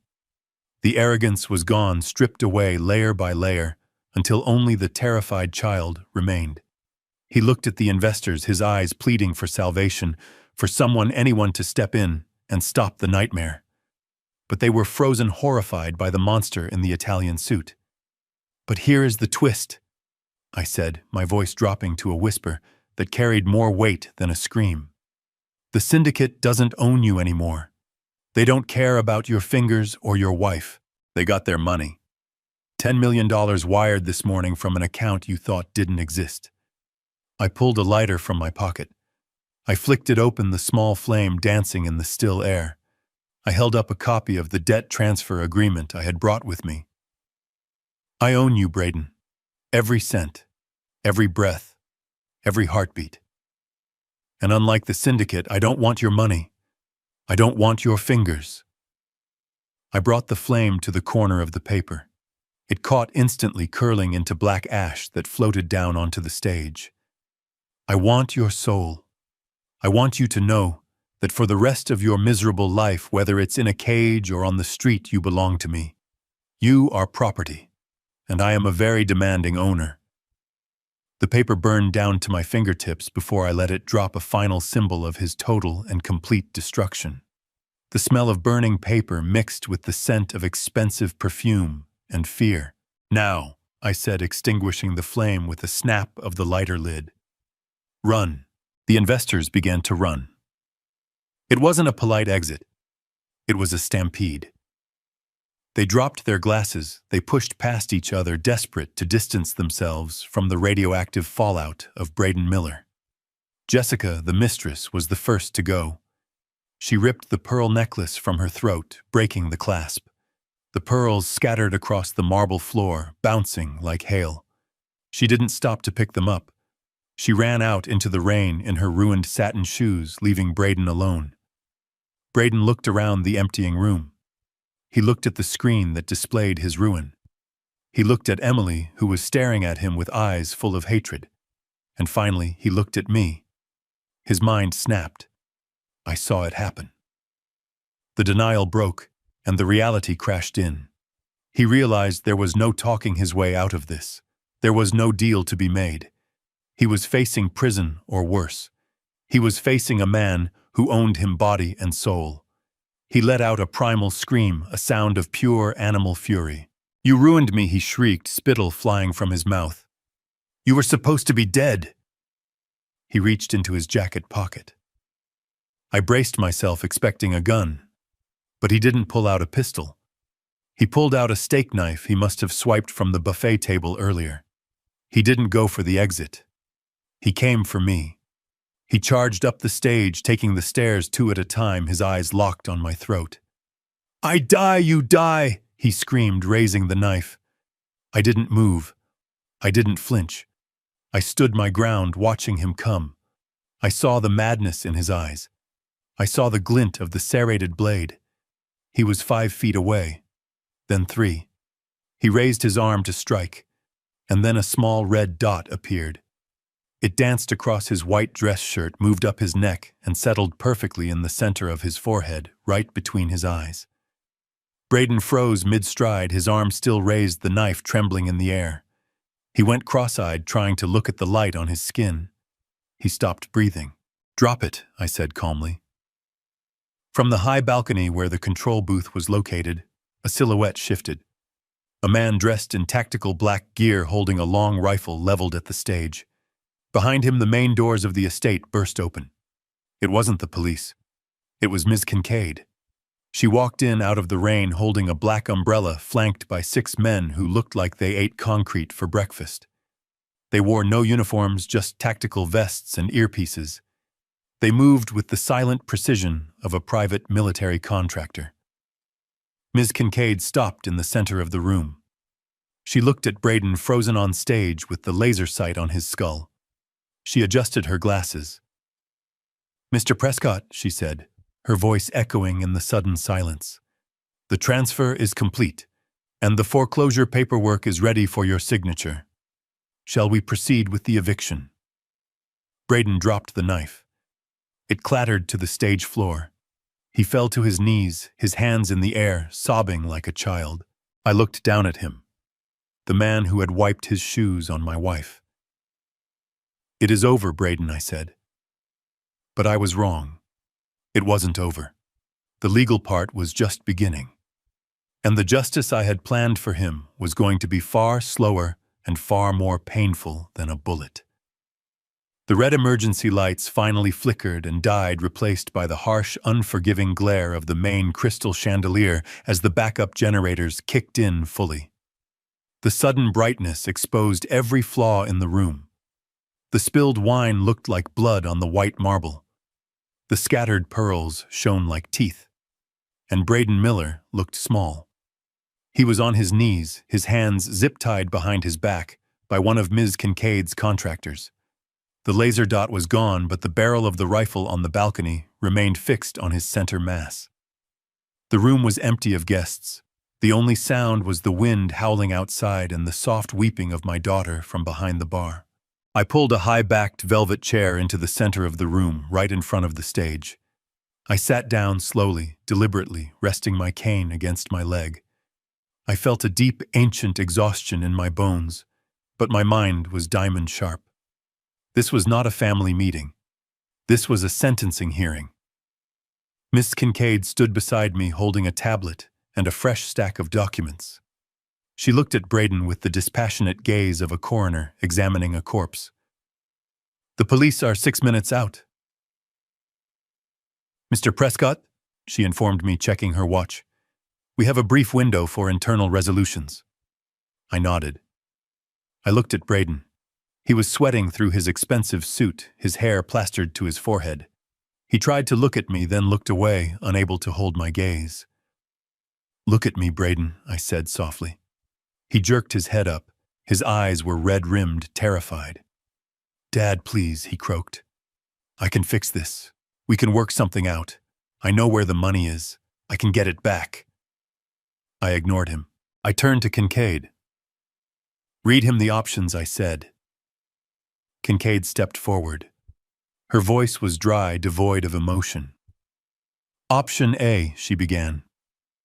"We hand over the evidence of wire fraud, embezzlement, elder abuse, and attempted murder to the district attorney. Given the scale of the theft and the documentation we have secured, you are looking at a minimum of 25 years in federal prison. You will be 65 when you get out. If you survive." Braden flinched. 25 years. Option B. Kincaid continued flipping a page on her tablet.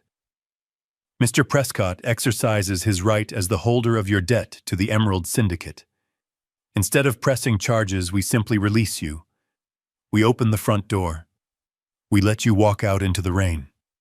Braden's eyes darted to the heavy front doors. Through the glass panes, he could see the headlights of a black SUV idling at the end of the driveway. It wasn't the police. It was the insurance policy the syndicate kept just in case the check bounced. "They are still there," he whispered, his voice trembling. "Yes," Kincaid said. "They know the debt was purchased, but they also know that Mr. Prescott has not officially confirmed the transaction yet. If you walk out that door, you belong to them. And I believe the interest rate they charge involves pliers and a blowtorch." I leaned forward, resting my elbows on my knees. "So, Braden," I said, "what is it going to be? A cage for the rest of your life? Or the night?" He broke. It wasn't a slow crumble, it was a complete structural failure. He threw himself forward, his forehead hitting the floor as he tried to crawl toward my feet.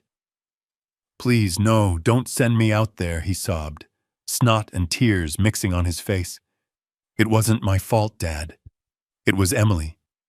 It was all her idea." I froze. Behind the bar, I heard Emily gasp. "She wanted the house," Braden shrieked, his voice pitching up into hysteria. "She wanted the diamonds. She told me you were too old, that you didn't need the money anymore. She pressured me, Dad. She said if I didn't give her the lifestyle she deserved, she would leave me. I did it for her. I swear. I am a victim here too. He was willing to bury his wife to save his skin. It was pathetic. It was exactly what I expected." "Enough," I said, my voice cracking like a whip. I signaled to Kincaid. She handed me a pen and a document. It was a quitclaim deed, a total surrender of assets. "Sign it," I ordered, gesturing for the guard to cut his bonds just enough so he could write. "What is it?" Braden sniffled, rubbing his wrists. "It transfers everything I said. The cars, the watches, the hidden crypto wallets I know you have, the lease on the apartment in the city. Everything you have left goes to Beatrice. Today. Right now. You leave this marriage with nothing but your name." He hesitated, looking at the paper, then at the door where the SUV waited. He grabbed the pen. He signed so fast he almost tore the paper. "Good," I said, handing the document to Kincaid. "Now get him out of my sight." Police sirens wailed in the distance, getting closer. The guards hauled him up. "Wait!" Braden screamed as they dragged him toward the side entrance, not the front where the mob waited, but the side where the police would meet him. I signed. "You promised. You promised to save me." "I promised you wouldn't go to the mob," I said coldly. "I never said I would save you from the consequences." "Enjoy prison, Braden. I hear the shoes are terrible." They dragged him out, kicking and screaming, his voice fading as the heavy door slammed shut. The room fell silent again. I stood up and walked to the bar. Emily was standing there. She was holding a towel, pressing it to her mother's swelling cheek. Beatrice was sitting on a stool, looking dazed, but safe. Emily looked at me. Her eyes were hopeful. She offered a small, tentative smile. "He is gone, Daddy," she whispered. "We did it. I helped you." I distracted him. She reached out to touch my arm. I pulled away. The rejection hit her like a physical blow. She froze, her hand hovering in the air. "Daddy," she said, her voice faltering. I know I made mistakes, but he manipulated me. You heard him. He is a liar. I am your daughter." I looked at her. I looked at the diamond necklace she was still wearing, the one she had stolen from her mother. I looked at the silk dress bought with stolen money. "You watched him kick your mother," I said quietly. "You watched him lock her out in the rain. You knew he was starving her. You knew he was drugging her." "I was scared," Emily sobbed. "No," I said. "You were comfortable. You liked the parties. You liked the status. You liked the money more than you loved your mother. You only helped me tonight because you found out he was going to cut off your finger. You didn't do it for justice. You did it for self-preservation." I walked over to Beatrice. I gently unclasped the diamond necklace from Emily's neck. She didn't resist. I placed it in my pocket. Then I pointed to the door. Not the side door where the police were arresting her husband. The front door. The one leading out into the storm. "Get out," I said. Emily stared at me. "Get out where?" "This is my house." "It is Beatrice's house," I corrected. "And you are trespassing." "But Daddy, I have nowhere to go," she cried, panic rising in her voice. "Braden drained our joint accounts. I have no cash. I have no cards. It is raining. You have your health," I said. "You have your youth. And you have the consequences of your choices. You chose him, Emily. You chose him every single day for 6 months while your mother slept on a doormat. Now you can go follow him. Or you can go find a job. I don't care." I turned my back on her. I picked up a glass of water and held it to Beatrice's lips, helping her drink. "Daddy, please," Emily wailed, falling to her knees. "I am your family." "You fired your family," I said without looking back. "Security, show her out." 2 guards stepped forward. They weren't rough, but they were firm. They lifted Emily by her arms. She screamed, she kicked, she begged. She called out to her mother. "Mom, tell him, Mom, please." Beatrice stopped drinking. She looked past me at her daughter being dragged away. Her eyes were clear. There was sadness there, yes, deep, profound sadness. But there was no hesitation. She turned back to me and took another sip of water. The front door opened. The wind and rain swirled into the foyer. Emily was deposited onto the wet stone steps. The door closed. The lock clicked. I stood there in the silence, holding my wife's hand. The empire was broken. The family was shattered. But the cancer was gone. We had cut it out. And as the blue lights of the police cars flashed through the windows, illuminating the wreckage of the party, I finally let myself feel the fatigue. It was over. We had survived. Now we just had to figure out how to live with the ghosts. 3 months later, the silence of the Mediterranean Sea was the most expensive thing I owned. It was not the silence of a basement cell, or the silence of a terrified victim. It was the silence of absolute power. I stood on the teak deck of the 150-foot superyacht I had christened the Beatrice, leaning against the polished railing and watching the Amalfi Coast drift by in a haze of gold and azure. The air smelled of salt water and freedom. I took a sip of a 1985 vintage Bordeaux, the same year we were married. It tasted like victory. 10 feet away, Beatrice sat in a plush white lounge chair, wearing a wide-brimmed sun hat and a linen dress that cost more than Braden's entire wardrobe. She was painting a watercolor of the horizon. Her hands were steady. Her cheeks were full and rosy, the hollow gauntness of the Hamptons completely erased by months of world-class chefs and gentle care. She looked up at me and smiled a genuine, radiant smile that reached her eyes. "Is the light good, Harrison?" she asked. "It is perfect, my love," I replied. She went back to her painting, humming a soft tune. She did not remember the basement. She did not remember the dog menu or the cold rain or the muddy shoe on her shoulder. The doctors called it dissociative amnesia, a defense mechanism of the mind to protect itself from trauma. I called it a mercy. The monster had been erased from her memory, leaving only the peace she deserved. I, however, remembered everything. I remembered every insult, every blow, every theft, and I used that memory to ensure the ink on the final judgments was indelible. Ms. Kincaid sat at a glass table nearby, reviewing a final dossier on her tablet. She looked up, adjusting her sunglasses. "The update just came in from New York, Miss Prevails," she said, her voice calm over the sound of the waves. "The sentencing hearing concluded an hour ago." I swirled the wine in my glass, looking at the deep red liquid. And life without the possibility of parole, Kincaid confirmed. The district attorney did not take the plea deal. "The syringe Braden tried to use on you contained a lethal dose of potassium chloride. Combined with the wire fraud, the embezzlement, and the elder abuse charges, the judge decided to make an example of him. He is being transferred to a maximum security facility in upstate New York this afternoon. He will die in a concrete box, Harrison. Just like he wanted for you. I nodded slowly. It was a clean end. I had kept my promise. I didn't send him to the mob. I sent him to a place where he would have 50 years to think about the difference between a smart man and a greedy one. And his debts, I asked. Written off, Kincaid said.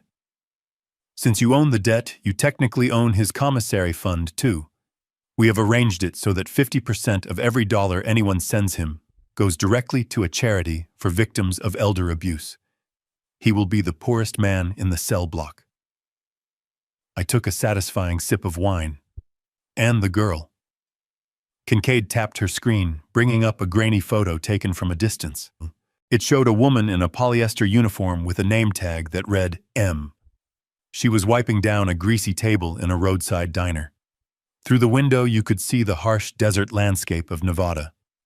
Emily is currently employed at the Rusty Spoon Diner just outside of Reno, Kincaid reported.